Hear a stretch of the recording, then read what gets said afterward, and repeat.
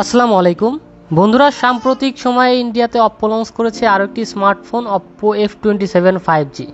কিছুদিনের মধ্যেই বাংলাদেশে আসার সম্ভাবনা আছে এই ফোনটির। বাংলাদেশে আসলে এই ফোনটি মিড রেঞ্জ প্রাইস ব্র্যাকেটে আসতে পারে। তো বাজেট অনুযায়ী ফোনটি কেমন হবে, এর স্পেসিফিকেশন কেমন, আমাদের দেশে আসলে আপনার এই ফোনটি কেনা উচিত হবে কিনা, এই সব কিছু নিয়ে বিস্তারিত আলোচনা করব আজকের এই ভিডিওতে। তো বন্ধুরা চলুন তাহলে আর বেশি কথা না বাড়িয়ে সরাসরি ভিডিওতে ঝাঁপিয়ে পড়া যাক। চলুন প্রথমে দেখা যাক ফোনটির বক্সে কি দেওয়া হয়েছে। হোয়াইট কালারের একটি বক্সটি খুলে প্রথমেই পেয়ে যাচ্ছি কাঙ্ক্ষিত স্মার্টফোনটি। এর নিচে পেয়ে যাব একটি ক্লিয়ার কেস, একটি সিম ইজেক্টর টুল, কিছু ডকুমেন্টেশন।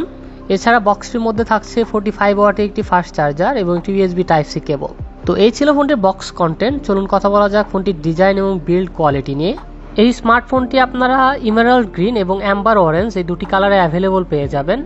পেছন থেকে ফোনটিকে দেখতে সুন্দর লাগে। আর ক্যামেরা বাম্প রাউন্ড শেপের, বাম্পের চারপাশে লাইটের একটি রিং দেওয়া হয়েছে। বডিতে অরেঞ্জ এবং হোয়াইট কালারের গ্রেডিয়েন্ট কম্বিনেশন রয়েছে ফোনটিতে। এর ব্যাক প্যানেল এবং ফ্রেম দুই জায়গাতেই পলিকার্বনেট প্লাস্টিক ব্যবহার করা হয়েছে, কিন্তু দূর থেকে এর ব্যাক বডির গ্লসি ফিনিশ দেখলে মনে হবে না যে এর ব্যাক প্যানেল প্লাস্টিক দিয়ে তৈরি। বক্স ডিজাইনের ফোনটিতে সহজে আঙ্গুলের ছাপ কিংবা স্ক্র্যাচ পড়ার সম্ভাবনা নেই। ফোনটির ওয়েট 188 গ্রাম এবং ফোনটির থিকনেস 7.7 মিলিমিটার। ইন হ্যান্ড ফিলের দিক থেকে এই ফোনটি যথেষ্ট ভালো, ছোট বড় সব হাতেই অনেক সুন্দর মানিয়ে নিতে পারবে। স্মার্টফোনটি অনেক স্লিম হওয়ার কারণে এক হাতে খুব সহজেই লং টাইম ব্যবহার করা যায়। গ্রিপ ভালো পাওয়ায় ফোনটির হাত থেকে স্লিপ হওয়ার সম্ভাবনা নেই বললেই চলে। এই স্মার্টফোনটি রয়েছে IPS 64 dust and water resistant, অর্থাৎ পানির ভেতর হালকা চুবিয়ে রাখলেও নষ্ট হওয়ার সম্ভাবনা নেই। পোর্টস অ্যান্ড বাটনস নিয়ে বললে ফোনটির ডান পাশে রয়েছে ভলিউম রকার এবং পাওয়ার বাটন। নিচের দিকে রয়েছে Type-C charging port, primary microphone, speaker grill এবং সিম কার্ড ট্রে। আর ফোনটির উপরে রয়েছে নয়েজ ক্যান্সেলিং মাইক্রোফোন এবং আরেকটি স্পিকার গ্রিল। আর ফোনটির বাম পাশে কিছুই নেই। ফোনটিতে ডুয়েল স্টেরিও স্পিকার দেওয়া হয়েছে, যার মাধ্যমে 300% পর্যন্ত ভলিউম বুস্ট করতে পারবেন। তবে এতে 3.5 mm অডিও জ্যাক দেওয়া হয়নি। ফোনটিতে একটি dedicated micro SD card slot দেওয়া হয়েছে, যেখানে আপনি দুটি ন্যানো সিম কার্ডের পাশাপাশি একটি মাইক্রো SD কার্ডও ব্যবহার করতে পারবেন। সিকিউরিটির জন্য ফোনটিতে ইন ডিসপ্লে ফিঙ্গারপ্রিন্ট সেন্সর দেওয়া হয়েছে। সেন্সরটির স্পিড অ্যাভারেজ লেগেছে আমার কাছে। অপ্পো F27 5G ফোনটিতে ডিসপ্লে হিসেবে থাকছে 6.67 ইঞ্চির 120 হার্জের একটি অ্যামোলেড ডিসপ্লে। ফোনটির স্ক্রিন টু বডি রেশিও 86.9%, ডিসপ্লেটির PPI ডেন্সিটি 395 ও ডিসপ্লেটির টিপিক্যাল ব্রাইটনেস 2100 নিটস। আর এই স্মার্টফোনটির ডিসপ্লেটি প্রোটেকশনের জন্য ব্যবহার করা হয়েছে Asahi glass AGC DT Star 2। ডিসপ্লেটির ব্যাজেল এবং চিন যথেষ্ট কম, আর আউটডোরের ডিসপ্লেটির ব্রাইটনেস যথেষ্ট ভালো ছিল। 2100 নিটস থাকায় ডিরেক্ট সানলাইটেও এই ফোনটি ব্যবহার করতে পারবেন। মাল্টিমিডিয়ার ক্ষেত্রে 120 হার্জ বেশি কাজে আসবে না আপনার, কারণ 120 হার্জ রিফ্রেশ রেট শুধুমাত্র হোম স্ক্রিনেই কাজ করে, কিন্তু আপনি যখন অ্যাপস ওপেন করতে যাবেন তখন বেশিরভাগ ক্ষেত্রে 90 হার্জ এবং মাঝে মাঝে 60 হার্জ ইউজ হয়। তবে আশা করছি সফটওয়্যার আপডেটের মাধ্যমে এই প্রবলেম ফিক্স করবে অপ্পো।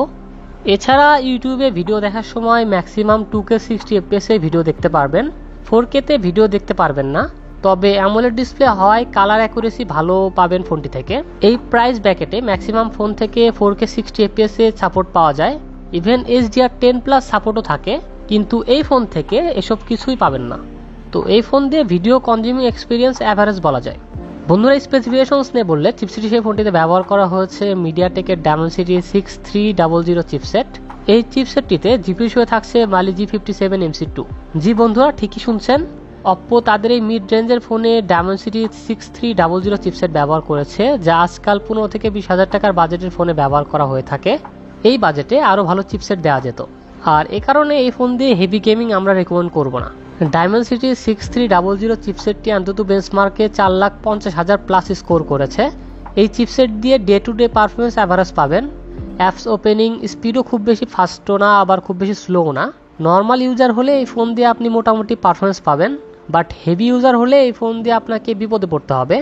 পাবজিতে HD গ্রাফিক্সে 40 FPS খেলতে পারবেন, 1-2 ম্যাচ এই ফোন দিয়ে ঠিকঠাকভাবেই খেলতে পারবেন, কিন্তু যখন ফোন গরম হয়ে যায় তখন এর পারফরমেন্স ড্রপ হওয়া শুরু করে। তবে এই স্মার্টফোনটির জাইরো সেন্সর কোয়ালিটি ভালো ছিল। তো এই ফোন দিয়ে আমরা হেভি গেমিং খেলতে সাজেস্ট করব না, তবে টুকটাক ক্যাজুয়াল গেমিং করতে পারবেন। অপ্পো F27 5G ফোনটিতে রয়েছে ডুয়েল ক্যামেরা সেটআপ।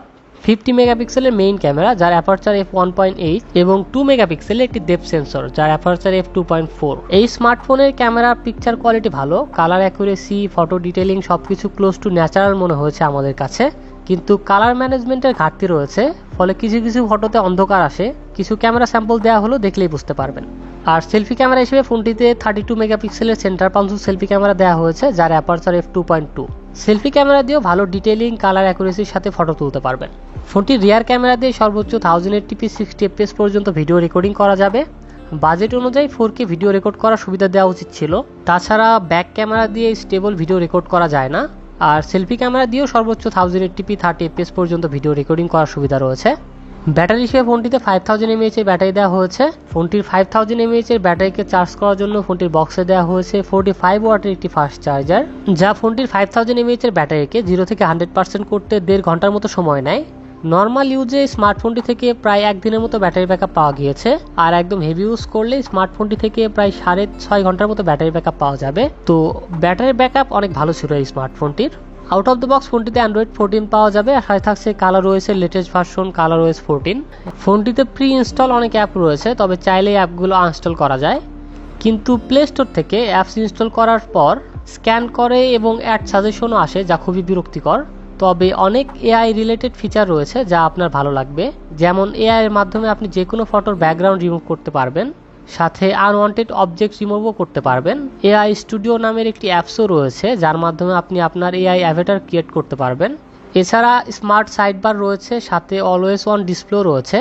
তো অনেকগুলো ভালো ভালো ফিচার রয়েছে, বাট এর ইউআইয়ে অনেক বাগ রয়েছে যা সফটওয়্যার আপডেটের মাধ্যমে ফিক্স করা সম্ভব। কালার ওয়ে যথেষ্ট স্টেবল একটি ইউআই, এটাতে অনেক রকমের কাস্টমাইজেশনের অপশনও রয়েছে। সো আশা করা যায় এই ইউআই ধীরে ধীরে ইমপ্রুভ হবে অনেক। ফোনটির কানেক্টিভিটি নিয়ে বললে 5G সাপোর্টেড স্মার্টফোন এটি। এছাড়াও NFC, ব্লুটুথ 5.3 এবং ওয়াইফাই 5 রয়েছে ফোনটিতে। সেন্সর নিয়ে বললে অ্যাক্সেলেরোমিটার, জাইরো, প্রক্সিমিটি ও কম্পাস সকল সেন্সরই পাওয়া যায় ফোনটিতে, তবে এই স্মার্টফোনটিতে FM রেডিও নেই।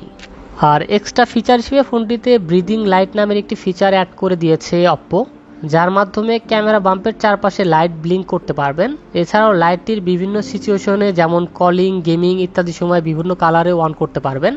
তবে লাইটটির ব্রাইটনেস অনেক কম মনে হচ্ছে আমাদের কাছে, ডে লাইটে আপনি বুঝতে পারবেন না যে লাইট আছে কি নেই। বন্ধুরা, ফোনটির দুটি ভেরিয়েন্ট লঞ্চ করা হয়েছে, যা 8GB RAM 128GB internal storage এবং 8GB RAM 256GB internal storage. Oppo F27 5G ফোনটির এই 128GB ভেরিয়েন্টের ইন্ডিয়াতে বর্তমান প্রাইস 22,999 রুপি, যা বাংলাদেশের টাকায় প্রায় 32,000 টাকার মতো। আমাদের দেশে আসার পর হয়তো স্মার্টফোনটির প্রাইস 30 থেকে 35,000-এর মতো হবে। এখন প্রশ্ন হচ্ছে ফোনটি কেনা ঠিক হবে কিনা। 30 থেকে 35,000 টাকার প্রাইস রেঞ্জে অনেক হাই স্পেসিফিকেশনের ফোন, এমনকি ফ্ল্যাগশিপ ফোনও অ্যাভেলেবল আছে মার্কেটে। তো সেই হিসেবে এই ফোনটি তেমন কিছু অফার করতে পারেনি। স্পেসিফিকেশন অনুযায়ী এই ফোনটির প্রাইস 20 থেকে 25,000-এর মধ্যে হলে ঠিক ছিল, কিন্তু এখন অনেক ওভার প্রাইজে লঞ্চ হয়েছে। তো এই ছিল ফোনটির ভালো দিক এবং খারাপ দিক উইথ ডিটেলস। তো বন্ধুরা, আজকে অপ্পো F27 5G পর্যন্তই। দেখা হবে আবার নতুন কোনো ভিডিওতে। সবাই ভালো থাকবেন, সুস্থ থাকবেন। মহান আল্লাহ তাআলা আপনাদের সবাইকে সুস্থ সুন্দর একটি জীবন গড়ার তৌফিক দান করুন। আল্লাহ হাফেজ।